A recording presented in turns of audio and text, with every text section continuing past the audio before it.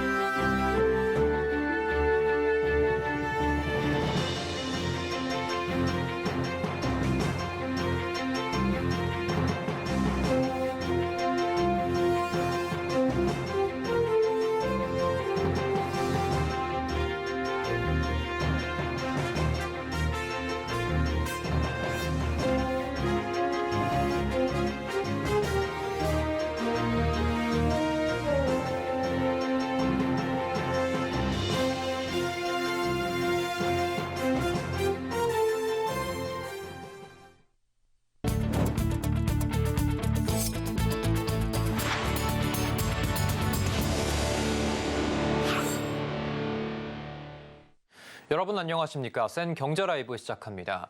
이자 장사로 이른바 공공의적이 된 은행권이 정부로부터 대출이자 인하를 요구받았습니다. 은행권은 윤석열 대통령 발언 이후 상생금융에 적지 않은 돈을 내놓겠다고 예상이 됐었는데요. 오늘 금융당국이 직설적 표현까지 써가며 이자 줄이기를 요구하자 은행권은 당황한 기색이 역력합니다. 김수빈 기자의 보도입니다. 김주현 금융위원장과 이복현 금융감독원장은 오늘 오후 은행연합회에서 열린 금융지주 회장들과의 간담회에서 모두 발언 상당수를 은행의 과도한 이자를 지적하는 데 할애했습니다.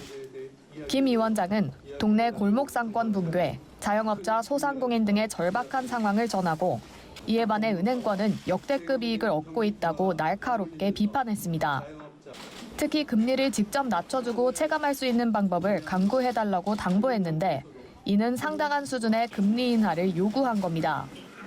이복현 금융감독원장은 국회 횡재세 입법을 거론하면서 현재 금융권은 양호한 건전성과 수익성을 유지하고 있다고 말했습니다. 이를 토대로 국민의 기대 수준에 부합한 지원 방안을 마련해달라고 부탁했습니다. 건전성과 수익성을 거론한 걸 감안하면 이 원장의 발언도 금리 인하를 우회적으로 압박한 것으로 해석됩니다. 5대 금융지주와 3대 지방금융지주로 구성된 회장단은 금융당국의 요청을 적극 수용하기로 했습니다. 당장 자영업자와 소상공인 이자 부담을 낮추기 위한 사회적 역할을 추진하기로 결정했다는 입장문을 내놨습니다. 또 은행연합회는 은행들과 추가 논의를 거쳐 국민들의 기대와 눈높이에 맞출 수 있는 지원 규모와 최종 방안을 연내 발표하기로 했습니다. 금융당국이 직설적 이자 인하를 요구하면서 은행권은 상당히 당혹스러워하는 분위기입니다. 당초 사회공헌 형태의 상생금융 확대를 예상하면서 출연금의 규모를 두고 고심해왔는데 이자 감면, 그것도 체감할 수 있는 이자 줄이기 요구는 전혀 예상치 못했다는 반응입니다. 한 금융지주 관계자는 가산금리 등은 정부의 요구로 이미 수차례 인하했다면서 직접 금리를 조정하는 건 민간금융이 아닌 정책금융에서 할 일이라고 당혹감과 불만을 함께 드러냈습니다. 문제는 정부 요청대로 이자를 내리려면 이자 이익을 조정해야 하는데 이 과정에서 주주들, 특히 외국인 주주들의 이탈 혹은 큰 반발도 예상됩니다. 서울경제TV 김수빈입니다. 미국의 연중 최대 할인 주간인 블랙 프라이데이를 맞이해 국내 이커머스들도 불프 쇼핑객 공략에 분주합니다.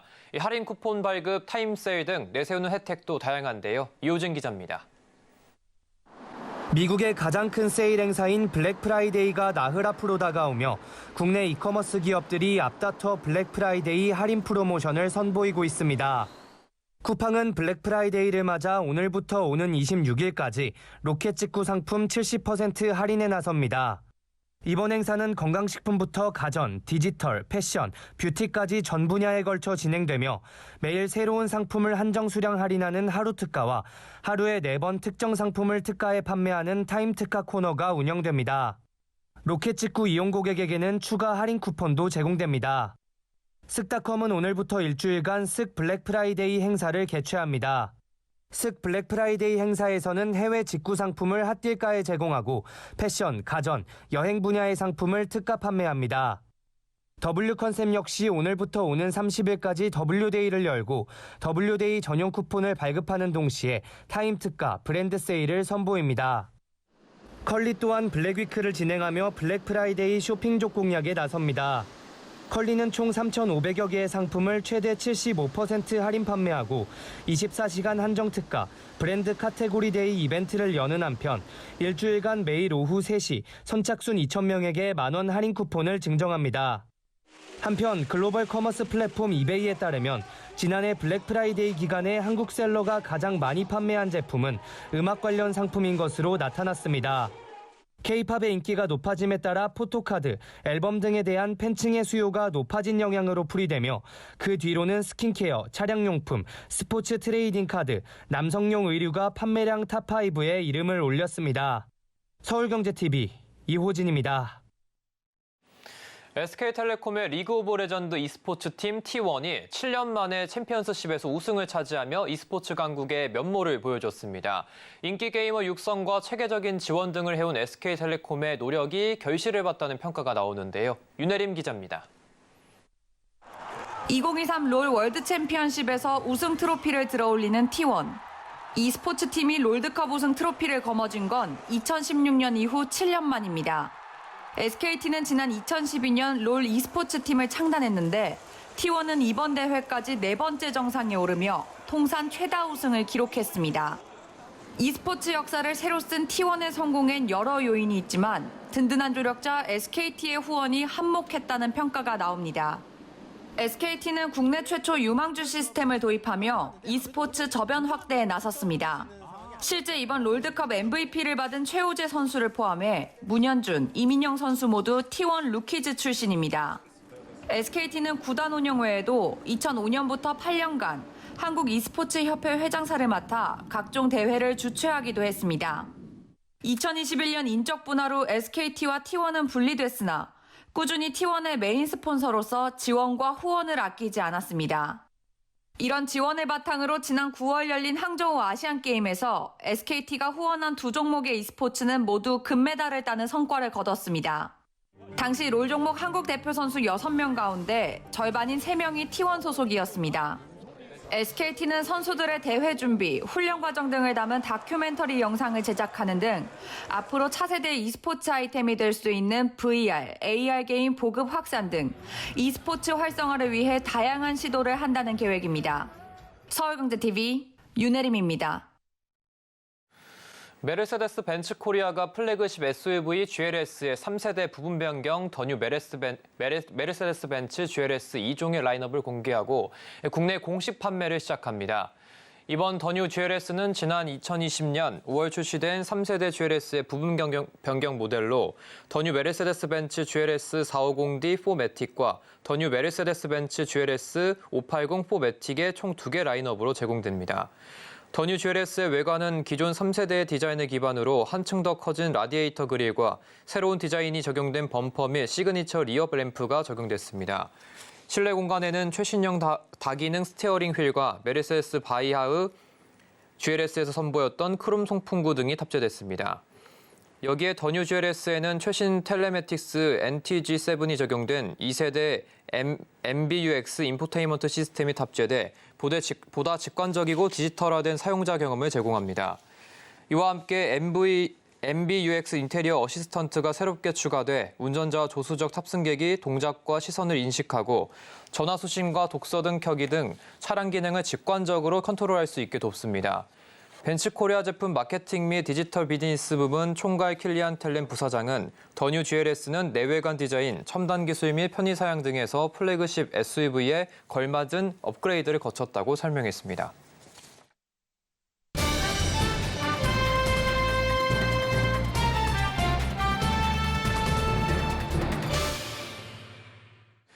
포스코그룹이 프랑스에서 테크데이 행사를 열고 친환경 미래 소재 핵심 기술과 주력 제품을 공개했습니다. 특히 글로벌 완성차 업체인 르노그룹과 철강 분야에서 긴밀한 협력 관계를 이어오고 있는데요. 포스코그룹은 철강 부분에서의 전략적 파트너십을 강화하고 2차 전지 소재와 수소 분야까지 기술 협력 범위를 확대한다는 계획입니다. 김효진 기자와 자세한 이야기 나눠보겠습니다. 안녕하십니까? 안녕하세요. 네, 포스코그룹이 르노와 손잡은 배경이 있을까요? 네, 포스코그룹은 글로벌 완성차 업체와 손잡고 친환경 미래 소재 분야 기술 협력을 확대해 나가고 있는 겁니다. 이 친환경차 시장이 꾸준히 성장할 것으로 전망되면서 포스코가 르노 같은 글로벌 업체와 긴밀히 소통하면서 그룹 차원의 먹거리를 계속 만들어 나가고 있는 겁니다. 이번 르노 테크데이는 2011년 이후 이번이 두 번째인데요. 이 고객사의 미래시장 환경 변화와 비즈니스 니즈를 파악해 그에 맞는 기술과 제품 개발을 한 발 앞서 제안하는 포스코그룹 EVI 활동 차원에서 이뤄졌습니다. 이번 테크데이에서는 어떤 논의가 오고 갔습니까? 네, 우선 포스코그룹은 친환경 미래 소재 핵심 기술과 주력 제품을 소개했습니다. 이번 테크데이는 현지 시간 16일 프랑스 르노 R&D 센터에서 열렸는데요. 포스코그룹은 르노 R&D 센터에 자동차 차체 및 세시용 강판, 그리고 친환경차 구동 모터용 전기 강판 등 주력하고 있는 철강 제품과 리튬과 니켈, 양극재와 음극재 등 2차 전지 소재 및 수소 사업 관련 기술 전시에 나섰습니다. 또 전시에만 그치지 않고 르노그룹과 철강, 2차 전지 소재, 수소차 등 다방면에 걸친 기술 협력 방안을 논의했습니다. 특히 철강 부문에서 그리니 스틸과 차세대 전기차용 경량 플랫폼, 고강도 경량 소재 개발을 위해 이종 소재를 결합하는 멀티 머티리얼 등에 대해 소개하고 기가스틸 공동 기술 개발 방안에 대해 협의했습니다. 이 자리에는 김지용 포스코홀딩스 미래기술연구원장과 홍영준 포스코홀딩스 2차 전지 소재 연구소장을 비롯해 세드릭 꼼베 모렐 르노 기술총괄과 르노그룹의 기술, 구매 부문 임직원 600여 명이 참석했습니다. 네, 포스코그룹에서 이 철강 부문 그리니스틸이라고 소개를 했는데 이게 무엇인가요? 네, 그리니스틸은 포스코의 탄소 중립 마스터 브랜드인 그리닛의 하위 브랜드입니다. 이 탄소 저감 철강 제품을 통칭하는데요. 이 포스코가 출시한 탄소 감축량 배분형 제품 등을 말합니다. 이 탄소 감축량 배분형 제품이란 제품을 생산할 때 저탄소 생산 공정을 도입하고 이 저탄소 철원을 사용해 기존의 탄소 배출량을 저감한 건데요. 이 제품을 구매한 고객사는 그에 상응하는 탄소 배출량 저감을 인정받을 수 있습니다. 장소가 프랑스 르노 R&D 센터인데 이게 어떤 의미가 있을까요? 네, 앞서 포스코그룹은 글로벌 완성차 업체인 르노그룹과 긴밀한 협력 관계를 이어왔는데요. 특히 철강 분야에서 협력 관계를 끈끈이 이어왔습니다. 이 완성차 시장이 전동화되고 있고 에너지원도 석유에서 전기 그리고 수소 등으로 다양해지면서 협력 범위를 2차 전지 소재와 수소 분야로 확대하고자 한 겁니다. 이번 테크데이에서 김지용 포스코홀딩스 미래기술연구원장은 르노그룹과의 파트너십을 2차 전지 소재, 수소 등 친환경 미래 소재 전 분야로 확대해 이 탄소 중립과 글로벌 친환경차 시장을 선도하는 전략적 협력 관계로 발전시켜 나가겠다고 말했습니다. 또 세드릭 꼼베 모렐 르노 기술 총괄은 친환경 미래 소재 기업으로서 포스코그룹이 보여준 사업 비전에 깊이 공감한다면서 이 철강뿐 아니라 소재 전 분야에서 협력해 나가자고 강조했습니다. 네, 오늘 말씀 잘 들었습니다. 지금까지 산업일부 김효진 기자였습니다. 고맙습니다. 감사합니다.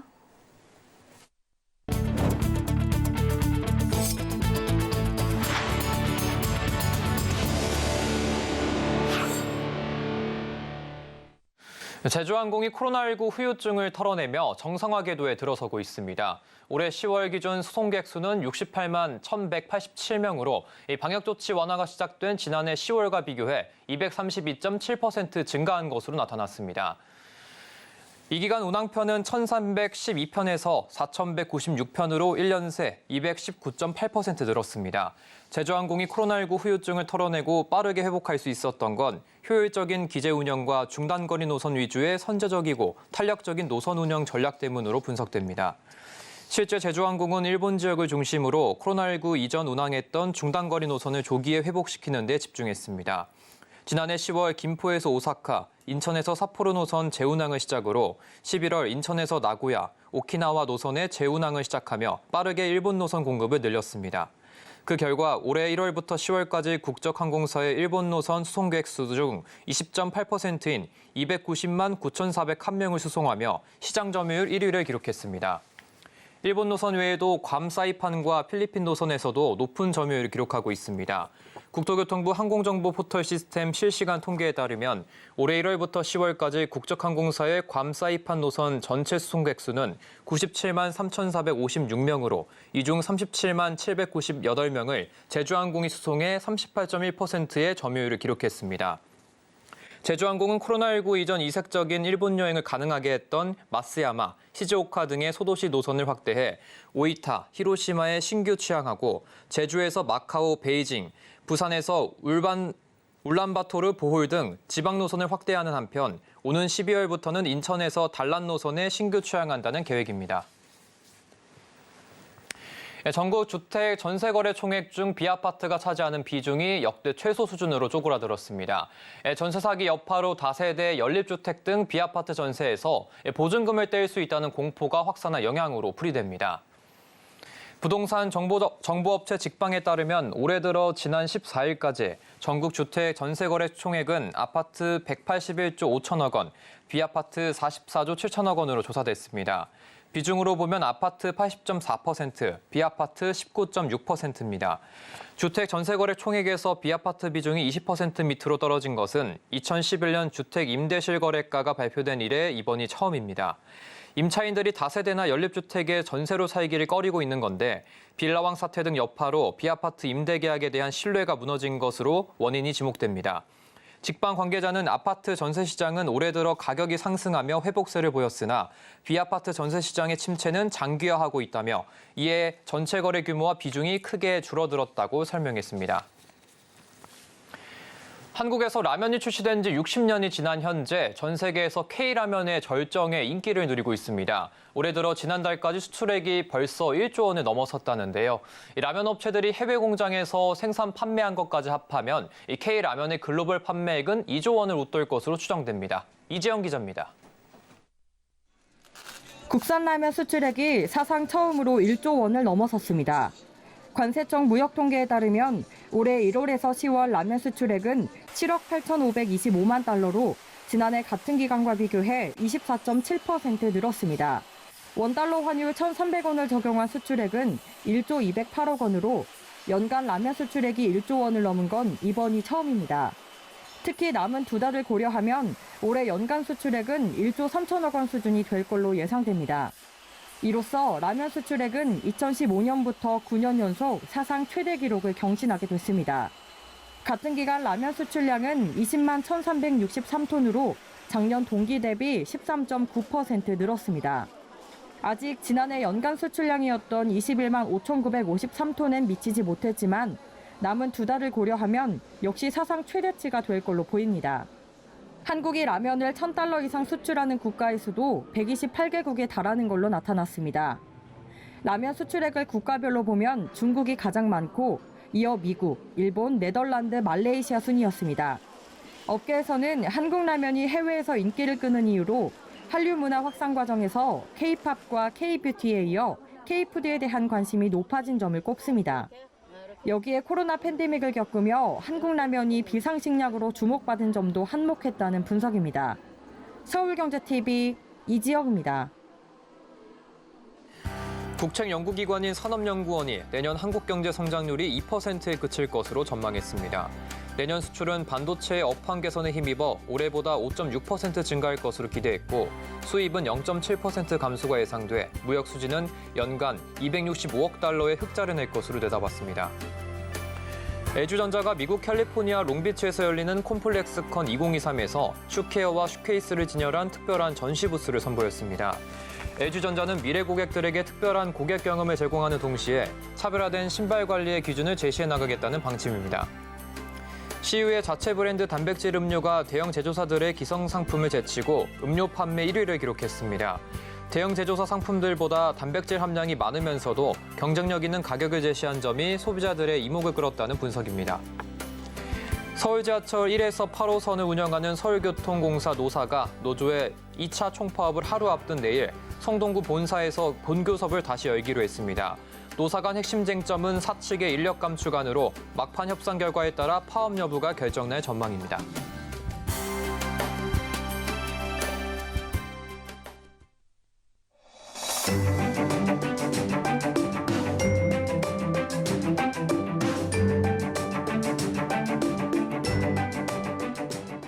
안녕하세요. K웨더 라이프스타일 예보 박성우입니다. 오늘 전국 대부분 지역의 하늘이 맑았고 구름이 많던 울릉도와 독도도 점차 맑아지겠습니다.